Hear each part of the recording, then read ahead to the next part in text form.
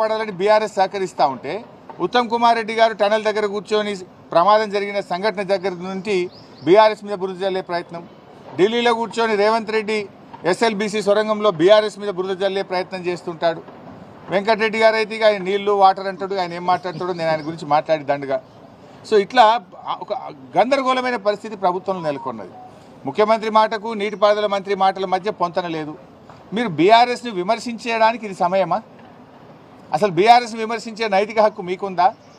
అంటే తమ తప్పును కప్పిపుచ్చుకోవడానికి ఇతరుల మీద నెట్టే ప్రయత్నం చేస్తున్నారు. అన్ని విషయాలు నేను అక్కడ డీటెయిల్గా మాట్లాడతాను.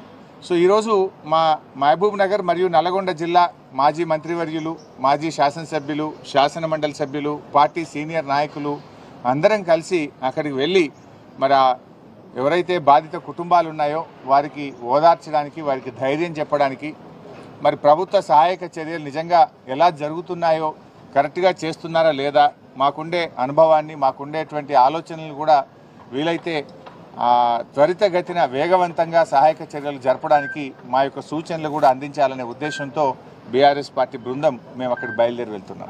చిన్న విషయం, ముఖ్యమంత్రి ఢిల్లీలో కూడా చిట్చాట్ చేస్తూ గత 10 నెలల్లో బీఆర్ఎస్ ఎస్ఎల్బీసీ పట్టించుకోలేదు కాబట్టి అది కూలిపోయిందని అంటున్నారు. రేవంత్ రెడ్డికి నిజాలు మాట్లాడు ఆయన జీవితంలో రాదు. అందుకే ఆయన పేరు యనుమల రేవంత్ రెడ్డి కాదు, ఎగవేతల రేవంత్ రెడ్డి, అబద్ధాల రేవంత్ రెడ్డి అని పేరు పెట్టినాం మేము. ఎందుకు? ఇచ్చిన హామీలను ఎగబెట్టింది కనుక ఎగవేతల రేవంత్ రెడ్డి, నోరిప్పితే అబద్ధాలు తప్ప నిజాలు మాట్లాడాడు కనుక అబద్ధాల రేవంత్ రెడ్డి ఆయన.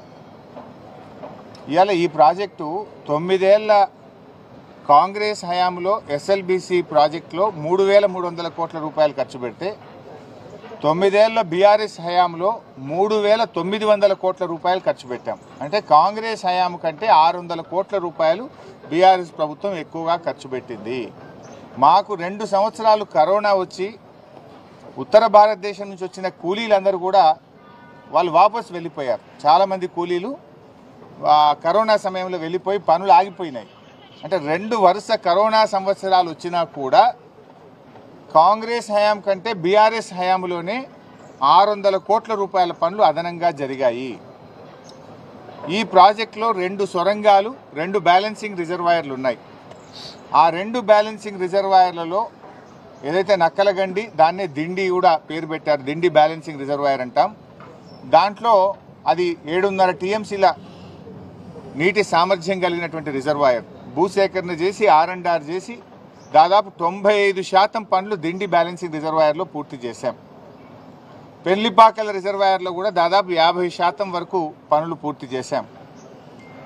ఎస్ఎల్బీసీ టనల్లో ఆ రోజు పనులు ఆగిపోయి కాంగ్రెస్ హయాంలో మూలకు పడితే కేసీఆర్ గారు అసెంబ్లీలో అఖిలపక్ష సమావేశాన్ని పిలిచి ఆనాటి ప్రతిపక్ష నాయకులు జానారెడ్డి గారితో సహా నల్గొండ జిల్లా నాయకులను కూడా పిలిచి, అన్ని రాజకీయ పార్టీలను పిలిచి అందరి అభిప్రాయాలు తీసుకొని 100 కోట్ల రూపాయల మొబిలైజేషన్ అడ్వాన్స్ ఇచ్చి పనులను పునఃప్రారంభింపజేసింది మా బీఆర్ఎస్ ప్రభుత్వం, ముఖ్యమంత్రి కేసీఆర్ గారు.